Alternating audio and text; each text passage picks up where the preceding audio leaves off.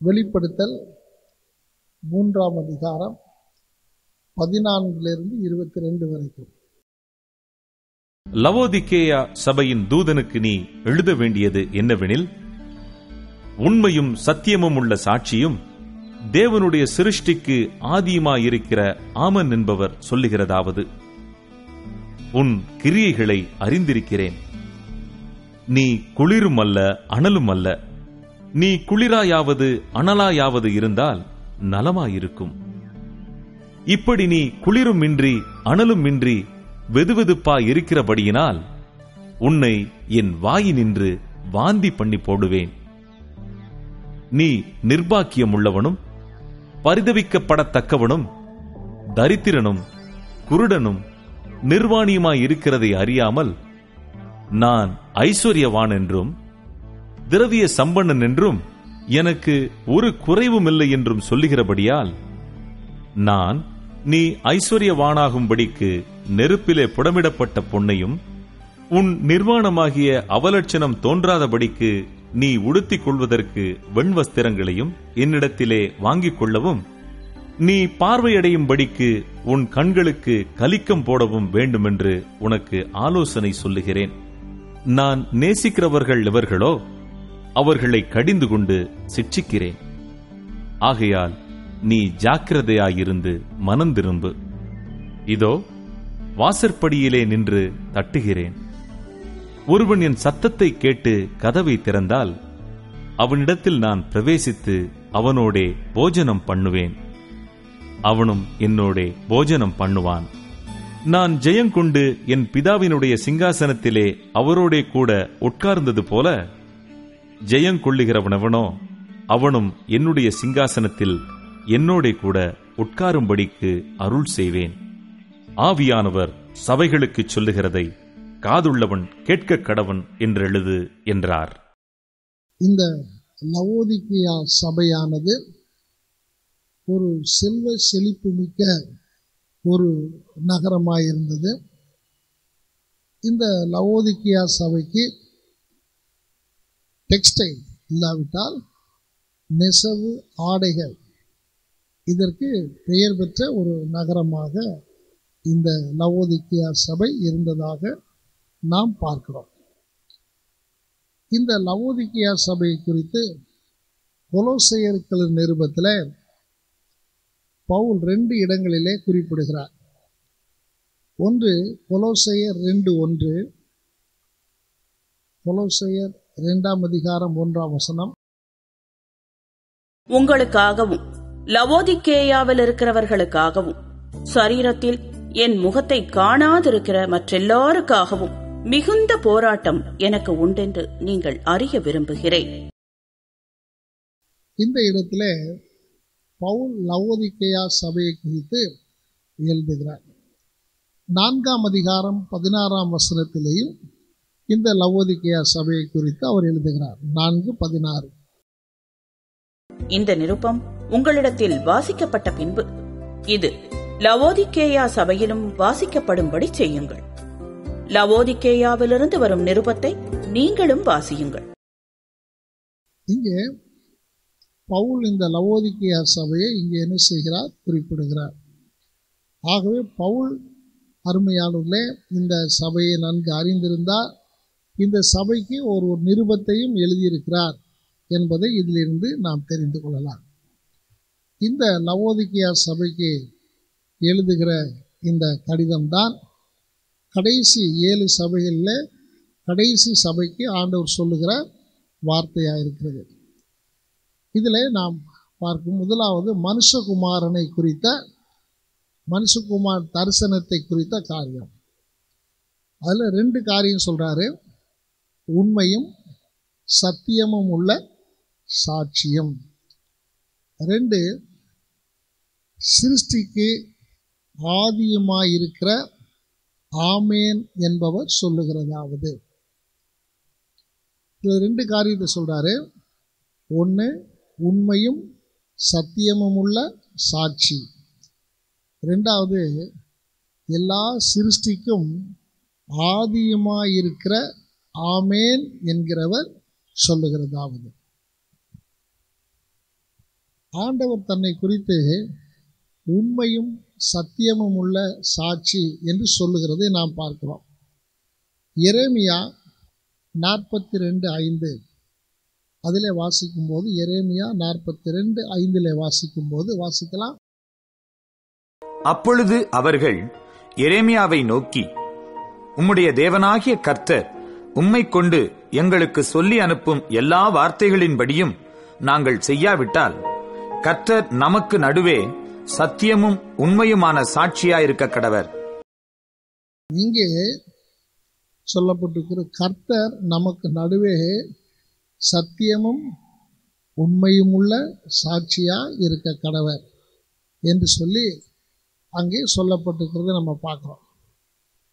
ஆண்டவர் யாருன்னா, அவர் உண்மையும் சத்தியம் உள்ள சாட்சி. எல்லா காரியத்திற்கும் அவர் அருமையானவர்களே சத்தியம் உள்ளவராக இருக்கிறார் என்பதை அவர் வெளிப்படுத்துகிறதை நாம் பார்க்கிறோம். ரெண்டாவது பார்த்தீங்கன்னா, எல்லா சிருஷ்டிக்கும் ஆதியுமாயிருக்கிற ஆமேன் என்பவர் சொல்லுகிறதாவது, ஆண்டவராகிய இயேசு கிறிஸ்து அவர் எல்லா சிருஷ்டிகளுக்குமே அவர் ஆதியானவர், இல்லாவிட்டால் அவர்தான் காரணமானவர். இதை நீதிமொழிகளின் புஸ்தகம் 8ஆம் அதிகாரம் 22ஆம் வசனத்தில் வாசிக்கிறோம். நீதிமொழிகள் 8:22. இங்கே கர்த்தர் தமது கிரியைகளுக்கு பூர்வ முதல் என்னை தமது வழியின் ஆதியாக கொண்டிருந்தார். யோவான் சுவிசேஷம் என்ன சொல்கிறது? ஆதியிலே வார்த்தை இருந்தது, அந்த வார்த்தை தேவனிடத்தில் இருந்தது, அந்த வார்த்தை நமக்குள்ளே வந்து என்ன செய்தார்? வாசம் பண்ணினார். அப்போ ஆண்டவராய் இயேசு கிறிஸ்து அவர் எல்லா சிருஷ்டிகளுக்கும் அவர் முந்திய ஆதியிலே என்று சொல்லக்கூடிய தேவனுடைய ஸ்தானத்திலே அவர் இருந்தவர் என்பதை இங்கே நாம் பார்க்கிறோம். இங்கே எல்லா வாக்குத்தத்தங்களும் ஆம் என்றும், இங்கே அவர் சொல்லும்போது நான் ஆமேன் என்பவர் சொல்லுகிறதாவது என்று சொல்லுகிறதை பார்க்கிறோம். தொடர்ந்து கொலோசையர் 1:18. அவரே சபையாகிய சரீரத்துக்கு தலையானவர், எல்லாவற்றிலும் முதல்வராயிருக்கும்படி அவரே ஆதியும் மரித்தோரிலிருந்து எழுந்த முதற் பேருமானவர். அவரே சகல சிருஷ்டிகளுக்கும் ஆதியுமானவர். அப்ப ஆண்டவராகிய இயேசு கிறிஸ்து சகல சிருஷ்டிகளுக்கும் அவர் எப்படிப்பட்டவராயிருக்கிறார்? ஆதி காரணராயிருக்கிறார். சிருஷ்டிகளுக்கெல்லாம் முதற் பேரானவராயிருக்கிறார். அதைத்தான் இந்த லவோதிக்கேயா சபைக்கு அவர் சொல்லி தன்னை வெளிப்படுத்துகிறதை நாம் பார்க்கிறோம். அடுத்த குறிப்பு என்னன்னா, ஒவ்வொரு சபையை குறித்தும் அதனுடைய கிரியைகளை குறித்து ஆண்டவர் பேசுவார். இந்த கிரியைகளை குறித்து பார்க்கும் பொழுது ஏறத்தாழ அதனுடைய காரியங்களை ஆண்டவர் சொல்லும் பொழுது 9 காரியங்களை சொல்லுகிறதை நாம் பார்க்கிறோம். எத்தனை காரியங்கள்? 9 காரியங்கள். இதுல ஒன்று கூட நல்ல காரியங்களை சொல்லவில்லை. என்ன சொல்லலைங்க? எல்லாமே அவர் அதில் இருக்கிற குறைவுகளை சொல்லி கொண்டு வருகிறார். முதலாவது, நீ குளிரும் அல்ல அனலும் அல்ல. வேதம் சொல்லுகிறது நீங்கள் ஆவியிலே அனலாயிருங்கள். அப்ப கிறிஸ்தவ ஜீவியம் என்பது ஒரு அனலுள்ள ஜீவியமாய் இருக்க வேண்டும்.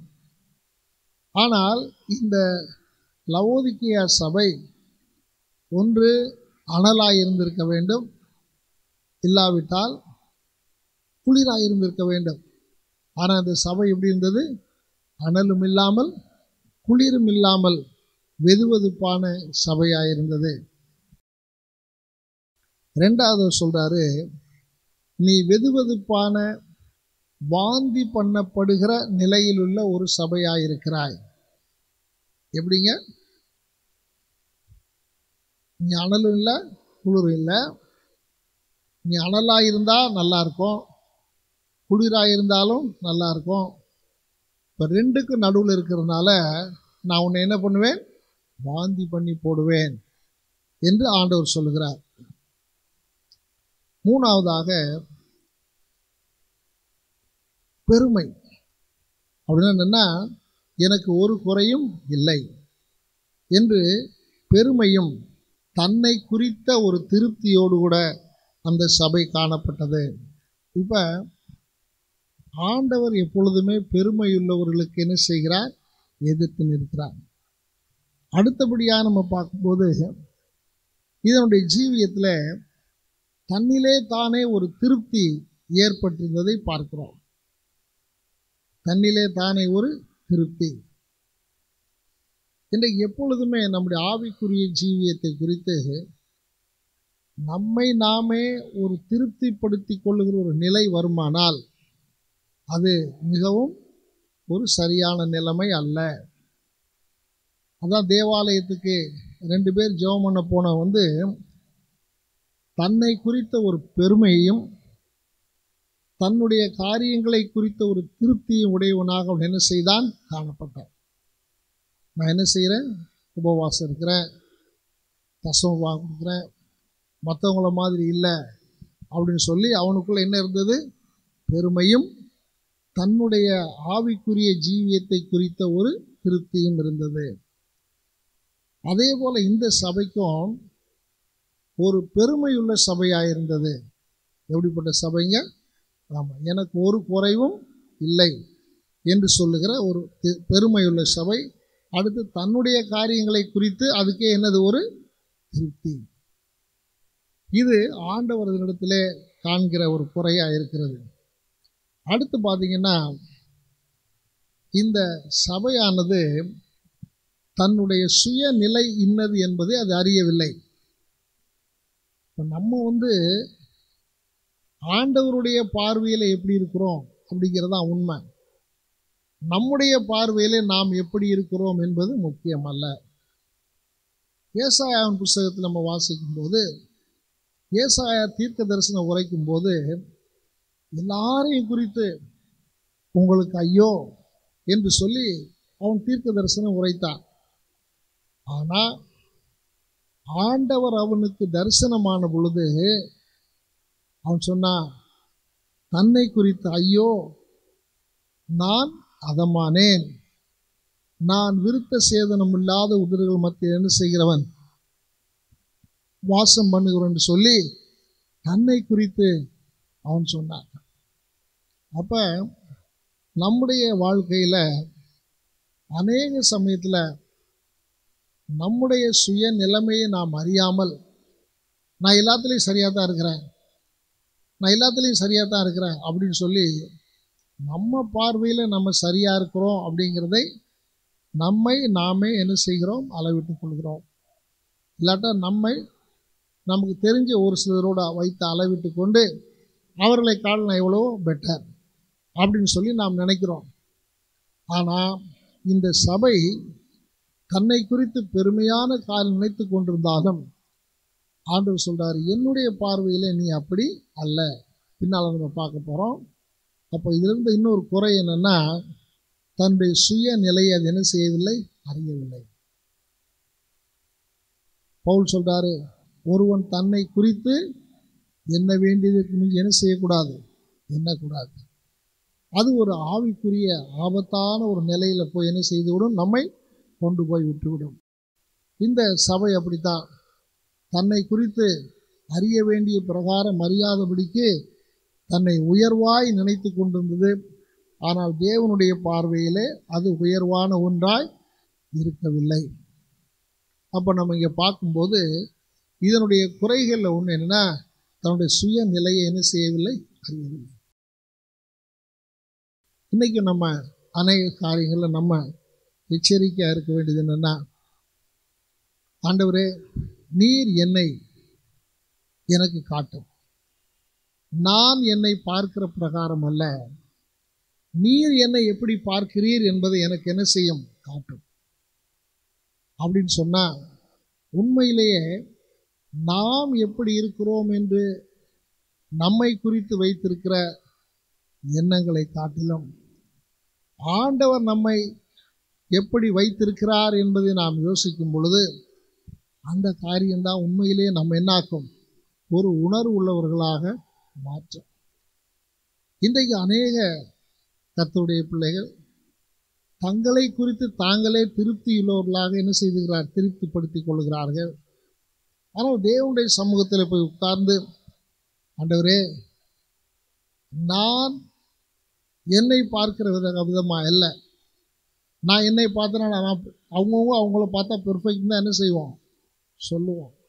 ஆனால் நீர் என்னை எப்படி பார்க்கிறீர், உம்முடைய கண்கள் என்னை எப்படி பார்க்கிறது என்று சொல்லி நம்மை குறித்து ஆண்டவரிடத்தில் கேட்போமானால், அப்போ தான் அவர் நம்முடைய சுய நிலைமை என்னது என்பதை அவர் என்ன செய்வார், நமக்கு காண்பிப்பார். ஆனால் இந்த சபை தன்னுடைய சுயநிலைமையை தன்னுடைய பார்வையிலே பார்த்து பெருமையோடு கூட எனக்கு ஒரு குறைவும் இல்லை என்று அது சொல்லுகிற ஒரு நிலைமையை நம்ம பார்க்குறோம். ஆனால் அது ஆண்டவருடைய பார்வையில் எப்படி இருந்துச்சுன்னா, நிர்பாக்கியம் உள்ளவன். என்னதுங்க? நிர்பாக்கியம் உள்ளவன். நிர்பந்தமான மனுஷன் நான். யார் இந்த நிர்பந்தமான மனுஷன்னா, பவுல் இதுக்கு முன்னால சொல்றாரு, நான் நன்மை செய்யணும்னு நினைக்கிறேன், ஆனால் என்னால் என்ன செய்ய முடியல, நன்மை செய்ய முடியல. நன்மை செய்யணுங்கிற விருப்பம் எனக்குள்ள இருக்குது, ஆனால் நன்மை செய்வதோ என்னிடத்தில் இல்லை. காரணம், எனக்குள்ள ஒரு பாவ பிரமாணம் என்னை என்ன செய்து கொண்டிருக்கிறது, அடிமைப்படுத்தி வைத்திருக்கிறது. அந்த பாவ பிரமாணத்திலிருந்து என்னை யார் விடுதலையாக்குவார்கள் என்று சொல்லிட்டு அதுதான் சொல்றார், நிர்பந்தமான மனுஷன்தான். அப்ப இந்த சபையும் கூட அருமையானவர்களே, வெளி தோற்றத்துக்கு நன்மை செய்ய விரும்புகிற சபையாய், நல்லது செய்கிறது போல இருக்கிற சபையாக இருக்குது, ஆனால் அதில் நன்மை செய்வது இல்லை. அப்போ அதனால ஆண்டவருடைய பார்வையிலே அது எப்படிப்பட்ட சபையாக இருக்கிறது, நிர்பாக்கியம் உள்ள சபை, நிர்பந்தமான நிலைமையில் இருக்கக்கூடிய ஒரு சபையாய் இருக்கிறதை இங்கே ஆண்டவர் சொல்லுகிறார். அடுத்து, பரிதபிக்கப்படத்தக்கவன். என்னதுங்க? பரிதபிக்கப்படத்தக்கவன். பவுல் சொல்றாரு, இம்மைக்காக மாத்திரம் நாம் கிறிஸ்துவின் மேல் நம்பிக்கையுள்ளவர்களாக இருப்போமானால் நம்மை பார்க்கிலும் பரிதபிக்கப்படத்தக்க ஒருவரும் இல்லை. இம்மைக்காக என்றால் என்ன? இந்த உலக நன்மைகளுக்காக மாத்திரம். எதுக்காகங்க? இன்னைக்கு நிறைய சபைகளில் இந்த உலக நன்மைகளை குறித்து தான் அதிகமாக பேசுகிறாங்க. நீ ஆண்டவர்கிட்ட வந்தீங்கன்னா உனக்கு பணம் நிறையா பெருகும், பேங்க் அக்கௌண்ட்டில் நிறையா பணம் வரும், உனக்கு கார் ஆண்டவர் கொடுப்பாரு, உனக்கு பெரிய பெரிய பங்களாலாம் கிடைக்கும், நீ செழித்திருப்பாய், நீ வாழ்ந்திருப்பாய், ஆபிரகாமை போல நீ செழித்திருப்பாய் இதெல்லாம் பேசுகிறாங்க. அதெல்லாம் நல்லது தான். ஆனால் அதுக்காக மட்டும் நம்ம கிறிஸ்துவை பின்பற்ற கூடாது. இம்மைக்காக மாத்திரம் நாம் கிறிஸ்துவை பின்பற்றுவோமானால் நம்மை பார்க்கிலும் பரிதபிக்கப்படத்தக்கவன். ரோட்டு ஓரத்தில் ஒரு சிலர் ரொம்ப நோய்வாய்ப்பட்டு உட்கார்ந்துருப்பாங்க. அவங்கள பார்த்து நம்ம என்ன சொல்லுவோம்? பார்க்கவே பரிதாபமாக இருக்கணும். அதே மாதிரி நம்ம இம்மைக்காக மாத்திரம் நம்ம ஆண்டவரை பின்பற்றணும்னு சொன்னால், ஆண்டவர் நம்மளை பார்த்து என்ன சொல்லுவார்? அவங்கள பார்க்குற மாதிரி பார்த்து என்ன சொல்லுவார்? ஐயோ பரிதாபமான கேஸு, என்கிட்ட எதுக்காக வந்திருக்குது? இந்த உலகத்தினுடைய நன்மைக்காக மாத்திரம், நன்மைக்காக மாத்திரம். அப்போ ஆண்டவருடைய நன்மைக்காக மாத்திரம், மறுமைக்காக அவரை தேட வேண்டும். எதற்காக? மறுமைக்காக. ஆகவே நாம் இம்மைக்காக மாத்திரம் கிறிஸ்து இயேசுவை பின்பற்றுவதாக இருப்போமானால் நாம் என்ன செய்வோம்? பேதுரு அதைத்தான் கேட்டான், ஆண்டவரே, படவையும் வலையும் விட்டு உம்மை பின்பற்றினோமே, எங்களுக்கு என்ன தருவீர்? அப்போ இன்னைக்கு நம்ம ஆண்டவர்கிட்ட வந்தது இந்த உலக காரியங்களில் நமக்கு ஏதாகில் அவர் தருவார் என்பதற்காக அல்ல, அதையும் ஆண்டவர் தருவார். ஆனால் அதே சமயத்தில் நமக்கு வேதம் சொல்லுகிற பிரகாரமாக அந்த பரலோகத்தினுடைய நித்திய பேரின்பத்தையும் அவர் நமக்கு தருவார். மனுஷன் உலகம் முழுவதையும் ஆதாயப்படுத்தி கொண்டாலும் தன் ஜீவனை நஷ்டப்படுத்தினால் அதற்கு லாபம் என்ன?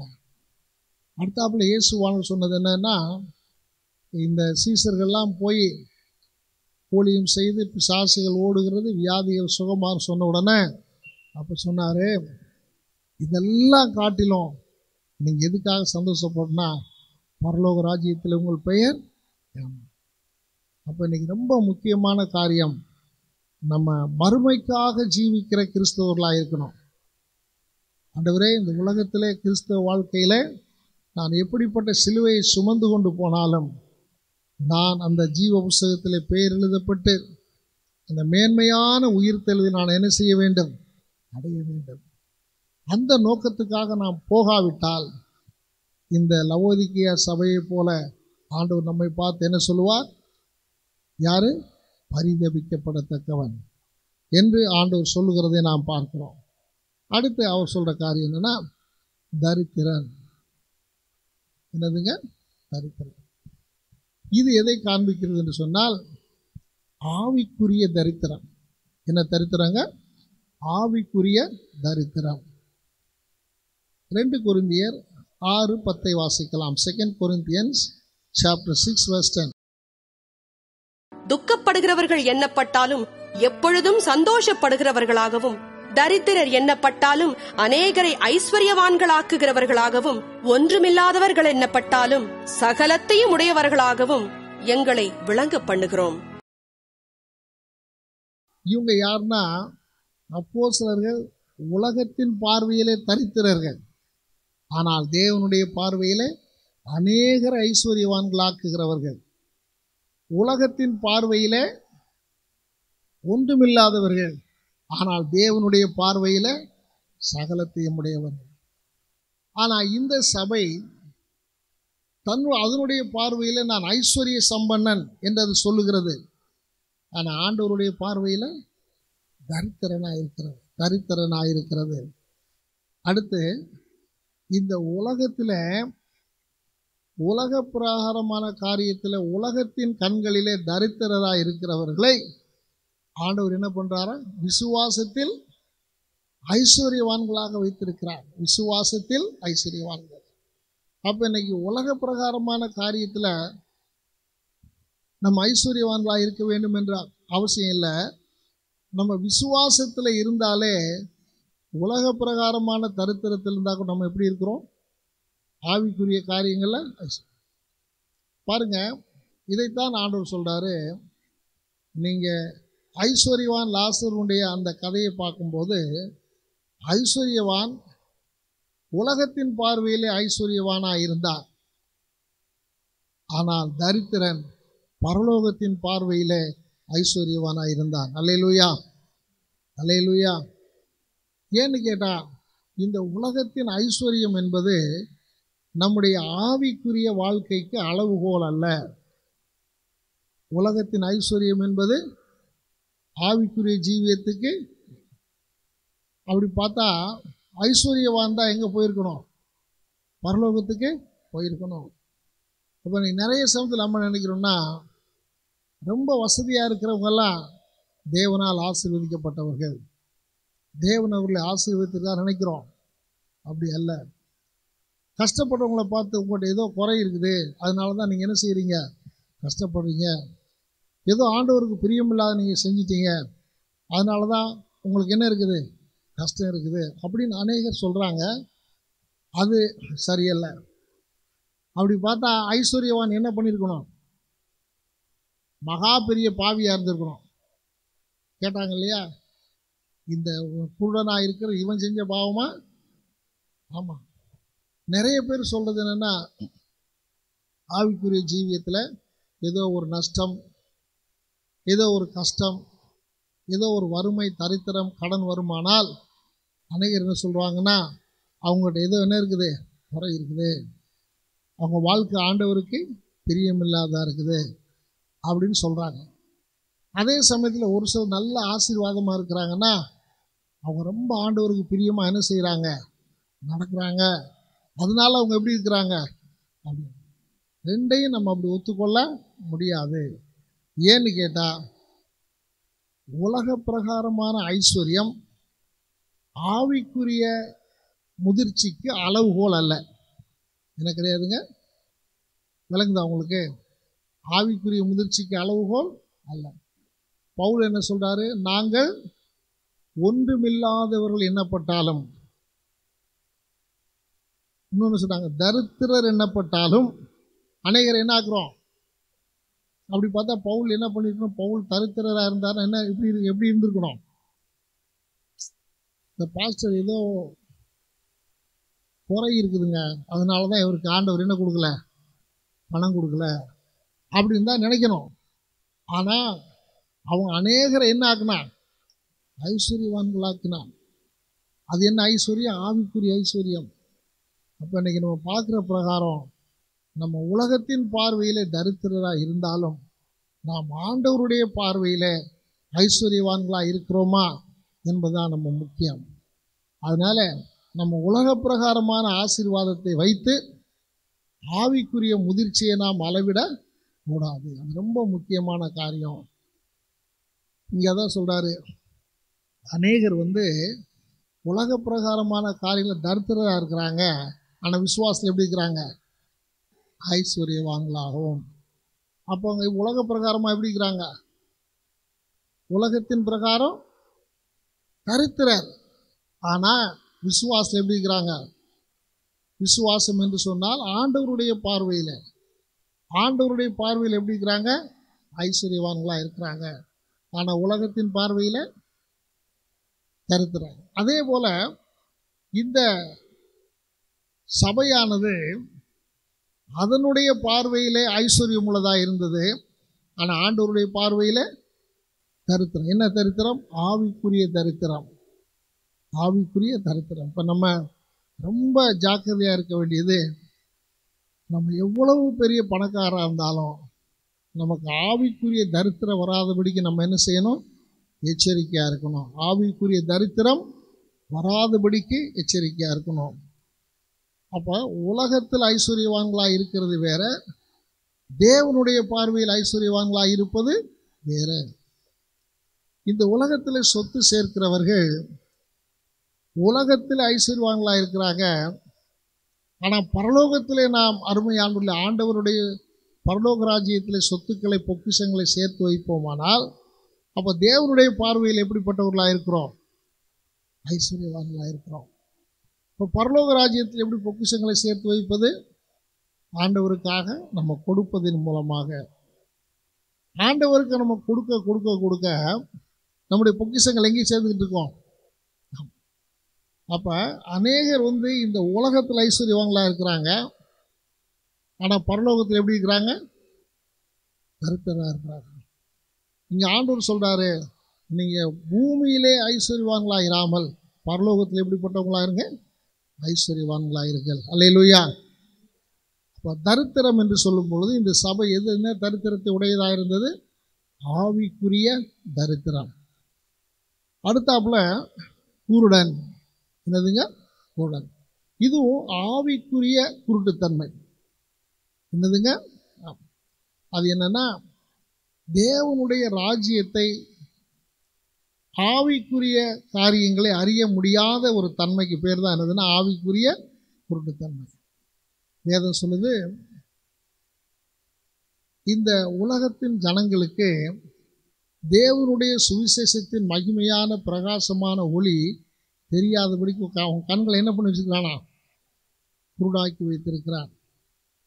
ஆனால் உலக பிரகாரமாக பார்க்கும்போது நல்ல கண் இருக்குது, 30,000 ரூபாய் கூலி கிளாஸ் போட்டுக்கிறாங்க, ரொம்ப நல்லா இருக்கிறாங்க, ஸ்டைலாக இருக்கிறாங்க.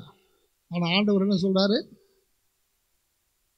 நீ சொல்லுங்க, ஆவிக்குரிய காரியங்களை பார்க்க முடியாதபடிக்கு எப்படி இருக்கிறாங்க, மனக்கண்களை பிசாசு என்ன பண்ணி வச்சுக்கிறான், குருடாக்கி வைத்திருக்கிறான். அதே போல் விசுவாசிகள் கூட ஒரு சில சமயத்தில் என்ன ஆயிருங்க, அவங்களுக்கு ஆவிக்குரிய கூட்டுத்தன்மை வந்து விடுது. 2 பேதுரு 1:9 வாசிக்கலாம். இவைகள் இல்லாதவன் எவனோ அவன் முன் செய்த பாவங்கள் அற தான் சுத்திகரிக்கப்பட்டதை மறந்து கண் சொருகி போன குருடனாயிருக்கிறான். இங்கே பேதுரு இதற்கு மேலே ஒரு சில காரியங்களை சொல்றார். அந்த காரியங்களெல்லாம் சொல்லிட்டு அந்த காரியங்களெல்லாம் இல்லாதவன் அவன் ஆவிக்குரிய குருடன். அப்ப நம்ம ஆவிக்குரிய ஜீவியத்துல இதற்கு மேலே சொல்லியிருக்கிற காரியங்கள் எல்லாம் நம்மிடத்துல காணப்படவில்லை என்று சொன்னால் நம்ம எப்படிப்பட்டவங்களா இருக்கிறோமா? கண் அப்படி நம்மளை என்ன பண்ணிருச்சு, மறைச்சிருச்சு அப்படின்னு அவர் சொல்றாரு. அடுத்து நீங்க பாத்தீங்கன்னா பரிசேயரையும் சதுசேயரையும் ஆண்டவர் பார்த்து சொல்றாரு, அவங்க யாரு?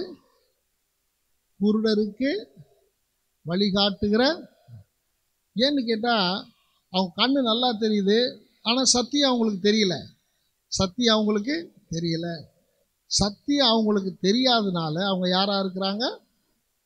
குருடருக்கு வழிகாட்டுகிற குருடராய் இருக்கிறார்கள் என்று அங்கே சொல்லுகிறதை நம்ம பார்க்கிறோம்.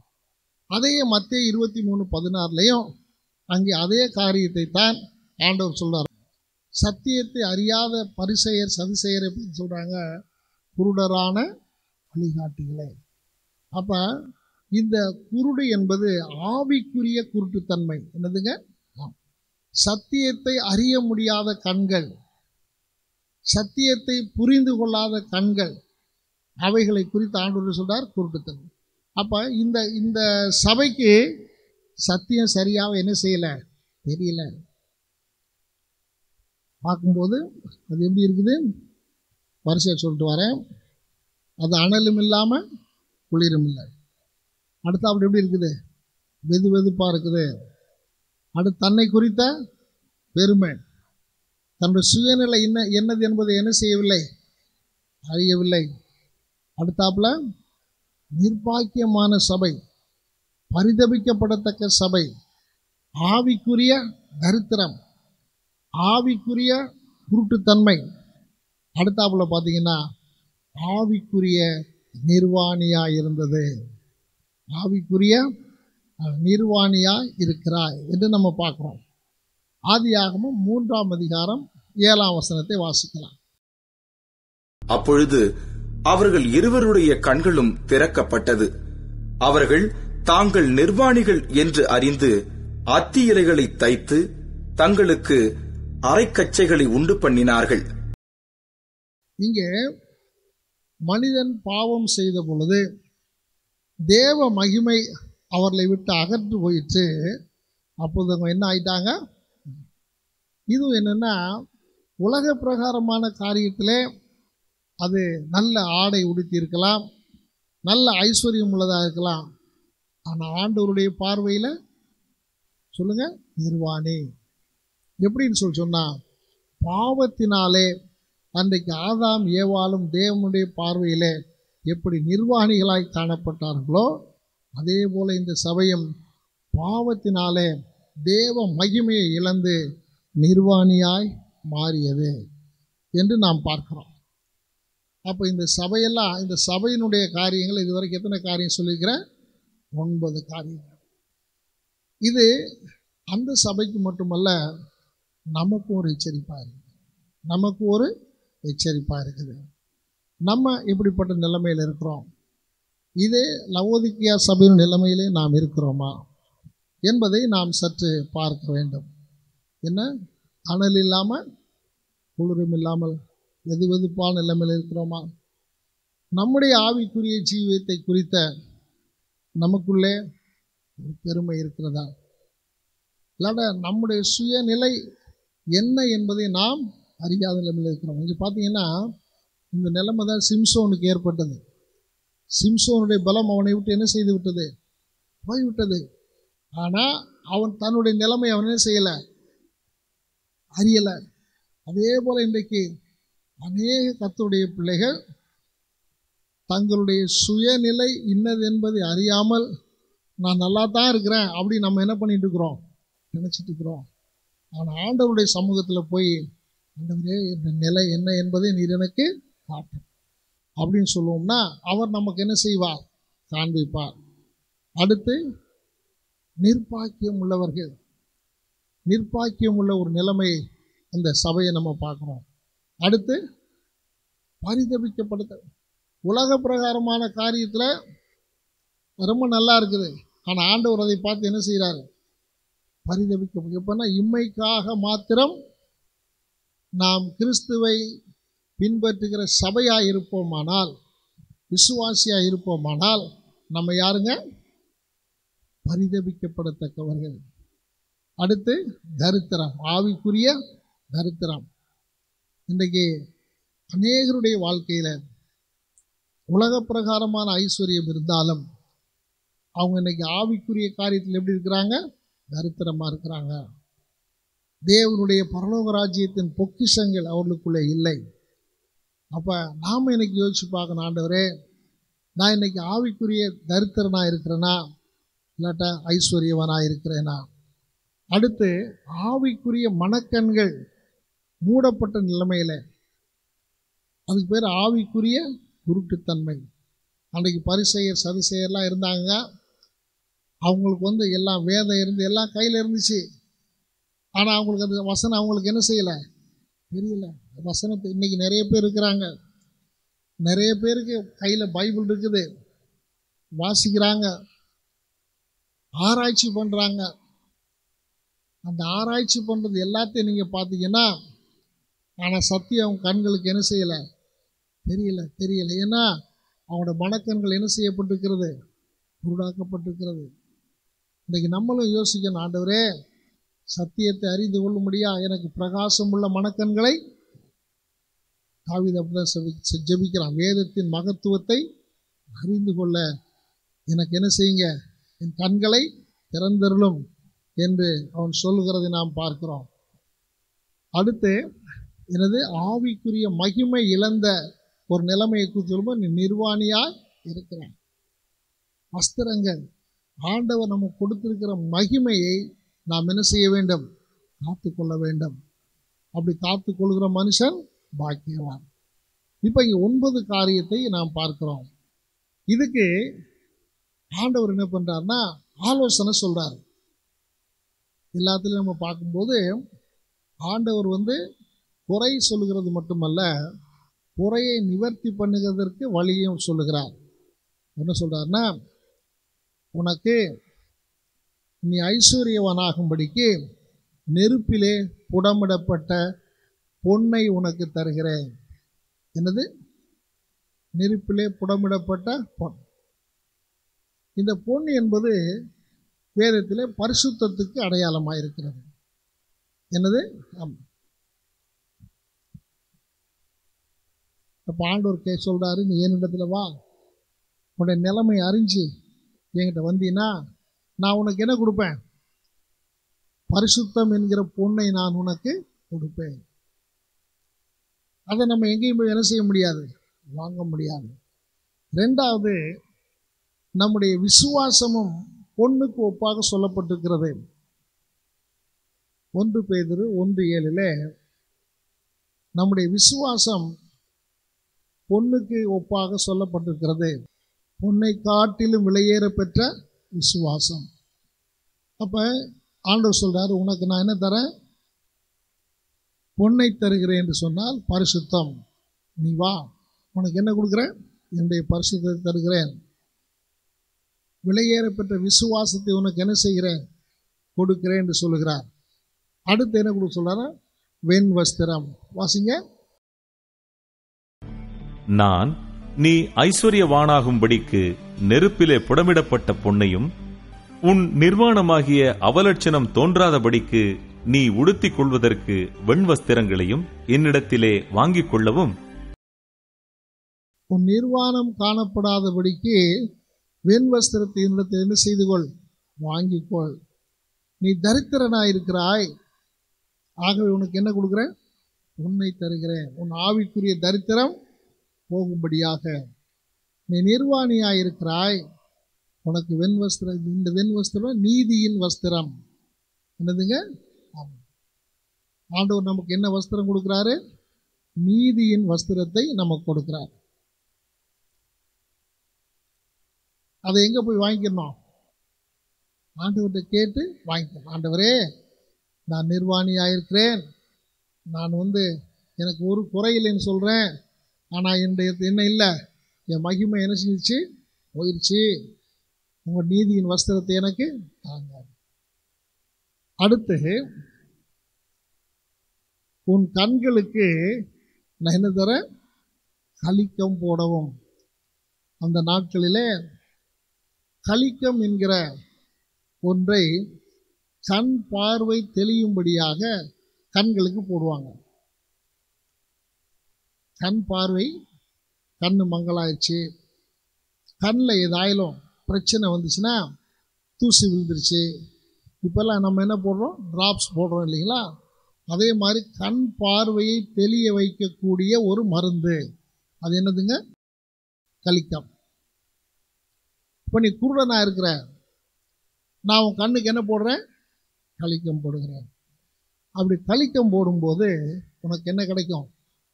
தெளிவான பார்வை கிடைக்கும். இதை குறித்து நம்ம வாசிக்கும் போது சங்கீதம் 19:8 வாசிக்கலாம்.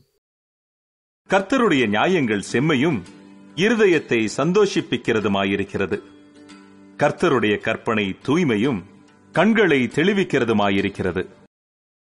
அப்ப ஆண்டவருடைய ஆவிக்குரிய கலிக்கம் என்பது என்னதுங்க? ஆண்டவருடைய வார்த்தை. இந்த வார்த்தையை படிக்க படிக்க நம்முடைய கண்கள் என்ன செய்யும்? தெளிவாக்கப்படும். அப்ப அதுதான் ஆவிக்குரிய கலிக்கம். பவுல் என்ன சொல்றாரு? ஆண்டவர் உங்களுக்கு பிரகாசமுள்ள மனக்கண்களை கொடுக்க வேண்டும் என்று.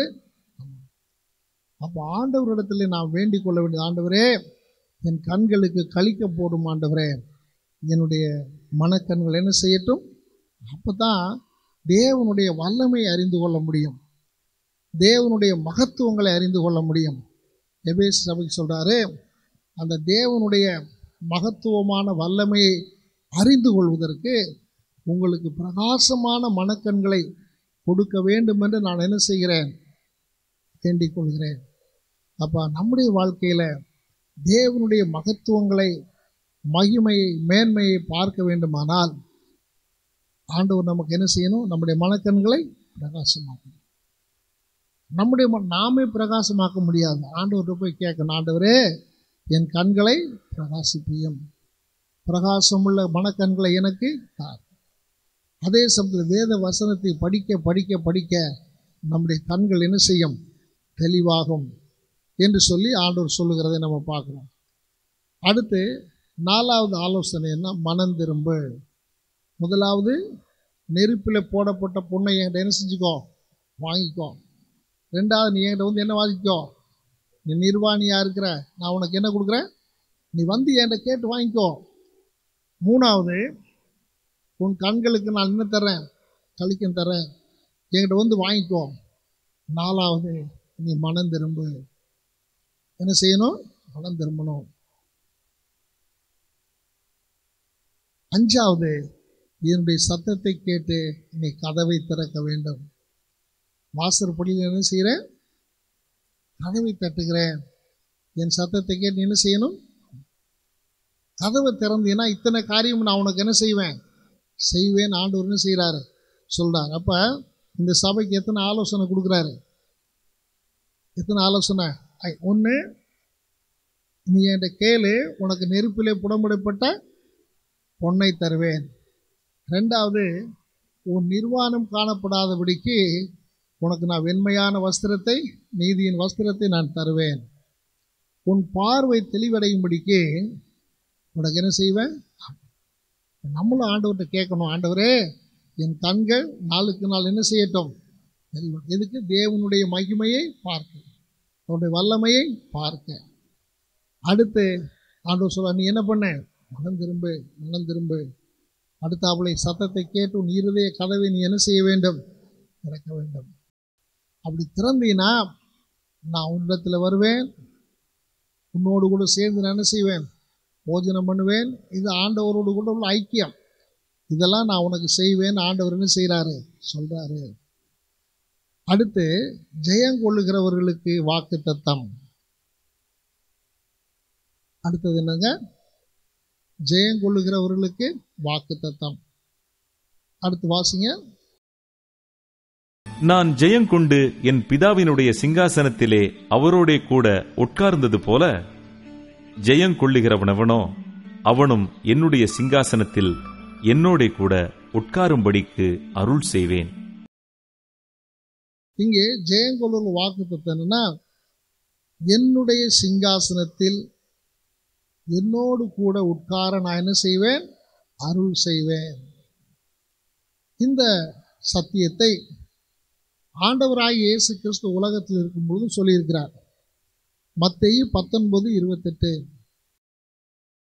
அதற்கு இயேசு, மறுஜென்ம காலத்திலே மனுஷகுமாரன் தம்முடைய மகிமையுள்ள சிங்காசனத்தின் மேல் வீற்றிருக்கும் போது என்னை பின்பற்றின நீங்களும் இஸ்ரவேலின் 12 கோத்திரங்களையும் நியாயம் தீர்க்கிறவர்களாக 12 சிங்காசனங்களின் மேல் வீற்றிருப்பீர்கள் என்று மெய்யாகவே உங்களுக்கு சொல்லுகிறேன்.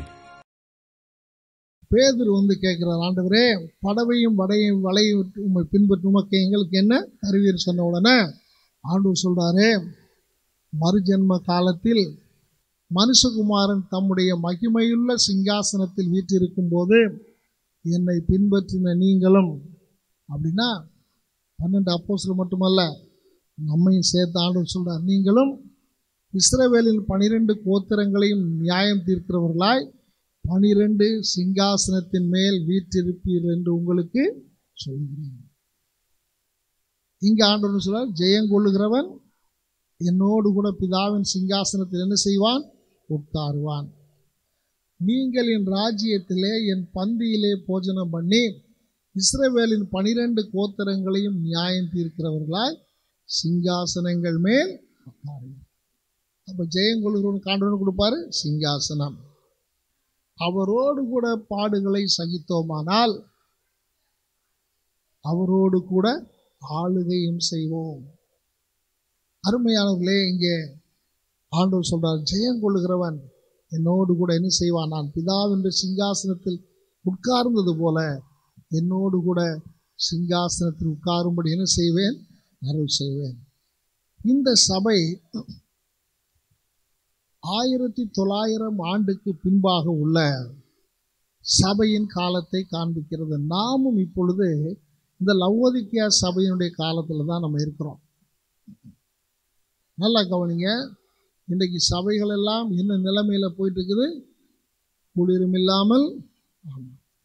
இன்றைக்கு ஆதி நாட்கள் இருந்த ஆவிக்குரிய சபையினுடைய ஒரு ஆழமான ரட்சிப்பு, ஆழமான அர்ப்பணிப்பு இன்றைக்கு ஜனங்களுக்குள்ள என்ன செய்ய முடிவதில்லை? பார்க்க முடிவதில்லை. காரணம் என்ன? சபை எப்படி போயிட்டு இருக்குது? அனல் இல்லை, குளிர் இல்லை.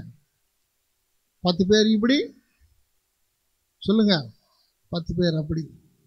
கொதிக்கிற தண்ணியில் ஐஸ் கட்டி போட்ட மாதிரி ஒரு பக்கம் தண்ணி கொதிக்குது, ஒரு பக்கம் என்ன இருக்குது? உள்ள ஐஸ் கட்டிங் இருக்குது. அதை சாப்பிட முடியுமா? சாப்பிட முடியுமா? சுடுதண்ணி என்ன போட்டாங்க? அங்கங்கே ஐஸ் கியூப் மிதக்குது. அதை குடிக்க முடியுமா? என்னங்க பேச மாட்டேங்க? குடிப்பீங்களோ நீங்கள்? ஒன்று கொதிக்கிற தண்ணியாக இருந்தாலும் பரவாயில்ல, இன்னொன்று ஆமாம் 10 கொதிக்குது, 5 ஐஸ் கட்டி இருக்குது. ஆண்டு சொல்ல, இது நான் குடிக்க மாட்டேன், என்ன பண்ணிடுவேன்? ஆமாம், வாந்தி பண்ணி போட்டுருவேன். இதுதான் இந்த கடைசி கால சபையினுடைய அடையாளம். இன்னைக்கு பார்த்தீங்கன்னா, ஒரு காலத்தில் ஆவிக்குரிய சபைன்னு சொன்னாலே அது எப்படி இருக்குன்னா, ரொம்ப ஒரு சாதாரணமான நிலைமையில் இருக்கும். ஆனால் இன்னைக்கு கிறிஸ்தவங்கனால என்ன பேர் வந்துச்சு? ஐஸ்வர்யவான். சபைகளுக்கு இன்னைக்கு என்ன கிடையாது? எந்த குறையுமே கிடையாது. ஐஸ்வர்யத்தில் என்ன இல்லை? பஞ்சம் இல்லை. அடுத்தாப்புல எப்படிப்பட்டதுக்கு? ஐஸ்வர்யவான் என்றும் திரவிய சம்பன்னன். இன்னைக்கு பார்த்தீங்கன்னா, ஆவிக்குரிய சபையாக இருந்தாலும் உலக பிரகாரமான சபையாக இருந்தாலும் இன்னைக்கு பொருளாதாரத்தில் என்ன இல்லை, முறையும் இல்லை. கிறிஸ்தவங்கனால என்ன கம்யூனிட்டி சொல்லுங்க, தெரியாதா உங்களுக்கு? ஃபார்வேர்ட். நம்மளாம் என்ன கம்யூனிட்டி? யாருமே இந்த ஜாதி சான்றிதழெல்லாம் நீங்கள் வாங்கினது இல்லையா? ஆமாம். அடுத்து என்னது?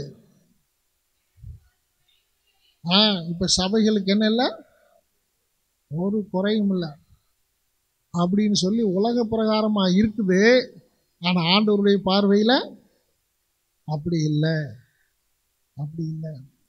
இன்னைக்கு எல்லா சபைகளும் கிட்டத்தட்ட 175% சபையும் எதை நோக்கி போய்கிட்டு இருக்குன்னா செழிப்பு. என்னதுங்க? செழிப்பு, ஆசீர்வாதம். அதுக்கடுத்தாப்புல நீ வாழ்ந்து எப்படி இருக்கணும்? சுகமாக இருக்கும். வாழ்ந்து சுகமாக இருக்க தப்பு இல்லை, ஆனால் அது நம்முடைய நோக்கம் அல்ல. அது நம்முடைய நோக்கம் அல்ல. நம்ம இம்மைக்காக மாத்திரம் வாழுகிற சபைகள் இன்றைக்கு என்ன ஆகிட்டு இருக்குது? ஆமாம், நீங்கள் பார்த்தீங்கன்னா சபையில் சாரால் நவரோஜி பாட்டு பாடுறதை போயிட்டு இப்போ டிஎம் சவுந்தரராஜன் பாட்டெல்லாம் என்ன பாடுற சபையெல்லாம் என்ன செஞ்சிச்சு, வந்துருச்சு. டிஎம் சவுந்தரராஜன் புது புது பாட்டெல்லாம் இதில் பாடுறாங்க, சபையில் பாடுறாங்க. சபையில் என்ன நடக்குது? பயங்கரமான டான்ஸ் எல்லாம் நடக்குது. ஒரு சமயத்தில் ஒரு பாஸ்டர் நம்ம சபைக்கு வந்தார். அப்போ வந்தப்போ நான் நம்ம ஸ்டீஃபன் பாஸ்டர் சொல்லி, அந்த டான்ஸ் கின்ஸ்லாம் இங்கே என்ன செய்யாதீங்க, ஆடக்கூடாது. ஏன்னு கேட்டால் எங்கள் ஏரியாவே டான்ஸுக்கு பேர் போன ஏரியா. அவங்களெல்லாம் ஆடக்கூடாது, நான் இங்கே அடக்கி வச்சுக்கிறேன். நீங்கள் கிளப்பி விட்டீங்கன்னா கதை கந்தலாயிரும். சரிதானே? உண்மையா இல்லையா? அப்படி இருந்தவங்களாம் என்ன பண்ணி வச்சுருக்கிறோம் நம்ம இங்கே? பா அப்படிலாம் ஆடக்கூடாதுப்பா, இப்படிலாம் செய்யக்கூடாதுப்பா, அமைதியாக இருங்கன்னு சொல்லிட்டு அங்கங்கே தெருவில் ரோட்டில் விசில் அடித்தவனுங்கெல்லாம் டேய் அப்படிலாம் பண்ணக்கூடாதுன்னு இங்கே உட்கார வச்சுக்கிறேன். நீங்கள் கொஞ்சம் விட்டால் என்ன ஆகும்? விசில் எல்லாருக்காதும் கிழிஞ்சிரும். இப்போ சபை என்ன ஆகிட்டு போகுது சொல்லுங்க? அனலும் இல்லாமல், ஆமாம், ஒரு ஆவிக்குரிய அர்ப்பணிப்பு, டெடிகேஷன், ஆண்டவருக்காக வாழுகிற ஒரு வைராக்கியம், இதெல்லாம் போய் குளிர்னா என்னது? உலகம். சபைக்குள்ள என்ன வந்துருச்சு? உலகம். பாட்டு, டான்ஸு எல்லாமே எங்கே வந்துருச்சு?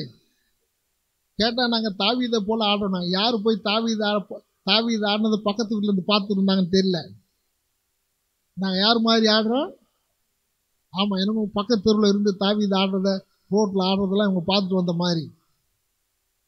இதெல்லாம் எதுக்கு அடையாளம்? கடைசி காலம், கடைசி காலம். சபை இப்படி போயிட்டு இருக்குது. ஒரு பக்கத்தில் அனல் இருக்குது, ஒரு பக்கத்தில் அனல் உள்ள சபைகள் இருக்குது. இன்னொரு பக்கத்தில் எப்படி இருக்குது? உலகம். குளிர்னா என்னதுங்க? உலகம். உலகத்தோடு கூட இணைந்த ஒரு நிலைமை வந்துக்கிட்டே இருக்குது. ஆனால் ஆண்டவர் சொல்கிறாரு, ஒன்று இப்படி உலகமாயிரு, இல்லாட்ட என்னவாயிரு? அனலாயிரு. ரெண்டையும் சேர்த்து என்ன பண்ணாத? குழப்பாத.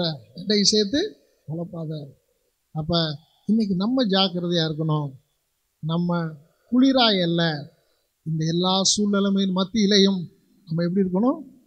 அனலாக இருக்கணும். எப்படி இருக்கணுங்க? அனலாக இருக்கணும். கண்களை மூடி ஜெபிக்கலாமா? ஆண்டவரே, உம்மிலே நீர் புடமிட்ட பொன்னை வைத்திருக்கிறீர். ஆண்டவரே, அந்த பொன்னை எங்களுக்கு தாங்கப்பா. உம்முடைய நீதியின் வெண்வஸ்திரத்தை எங்களுக்கு தாங்கப்பா. எல்லாவற்றுக்கும் மேலாக எங்கள் மனக்கண்களை நீங்கள் திறந்தருளுங்கப்பா. எங்களுடைய சுய நிலைமை என்ன என்பதை எங்களுக்கு காமிங்கப்பா. எங்களுக்கு நாங்கள் திருப்தியாய் வாழக்கூடாது ஆண்டவரே. எங்களுக்கு நாங்களே நல்லவர்களாக அல்ல, எங்களுக்கு நாங்களே பரிசுத்தவான்களாய் அல்லப்பா. ஆண்டவரே, உம்முடைய கண்களில் நான் எப்படி இருக்கிறேன், உம்முடைய கண்கள் என்னை எப்படி பார்க்கிறது, அதன்படி நான் நடக்க எனக்கு உதவி செய்யுங்கப்பா. ஆண்டவருடைய கரங்கள் நம்ம அர்ப்பணிப்போமா? சொல்லுவோம், ஆண்டவரே, நான் லவோதிக்கேயா சபையை போல அனலும் இல்லாமல் குளிரும் இல்லாமல் இருக்கக்கூடாதுப்பா. நான் ஆண்டவரை முழு வைராக்கியத்தோடு கூட நேசிக்கிற ஒரு சபையா என்னை மாற்றுங்கப்பா. ஹல்லேலூயா, ஹல்லேலூயா, ஹல்லேலூயா. எல்லாரும் ஆண்டவரிடத்துல ஜெபம் பண்ணுவோமா? இயேசப்பா, உமக்கு ஸ்தோத்திரம். எங்கள் அன்பின் பரலோக பிதாவே, ஆமாண்டவரே, நாங்கள் 7 சபைகளையும் குறித்து ஒவ்வொரு வாரமும் தியானிக்கும் பொழுது எங்களை நாங்களே சோதித்தறிந்து நாங்கள் எந்த இடத்தில் இருக்கிறோம் என்பதை அறிந்து கொள்ள நீர் எங்களுக்கு உதவி செய்யுங்கப்பா. ஆண்டவரே, ஏதோ வேத பாடமாக மட்டுமல்ல, எங்களுடைய வாழ்க்கைக்குரிய பாடகமாகவும் இதை வைத்து எங்களை இன்னும் மண்டையில் சேர்த்து கொள்ளுங்கப்பா. லவோதிக்கேயா சபையின் காலத்தில் நாங்கள் வாழ்ந்து கொண்டிருந்தாலும் நாங்கள் குளிராய் அல்ல ஆண்டவரே, அனலாய் இருக்கிற சபையாய் எங்களை மாற்றுங்கப்பா. ரத்த கோட்டைகளாக மூடிக்கொள்ளுங்க. இயேசுவின் மூலம் கேட்கிறோம் நல்ல பிதாவே. என் ஆத்துமாவே கர்த்தரை ஸ்தோத்திரி, என் முழுமையோட பரிசுத்த நாமத்தை ஸ்தோத்திரி. என் ஆத்துமாவே கர்த்தரை ஸ்தோத்திரி. நம்முடைய கர்த்தராகிய இயேசு கிறிஸ்துவின் கிருபையும் பிதாவாகிய தேவனுடைய அன்பும் பரிசுத்த தேவாவியானுடைய அந்யோன்யமும் சமாதானமும் சந்தோஷமும் நம் அனைவரோடு கூட என்றைக்கும் தங்கி இருப்பதாக. ஆமென். Praise the lord. எல்லாருக்கும் ஸ்தோத்திரம்.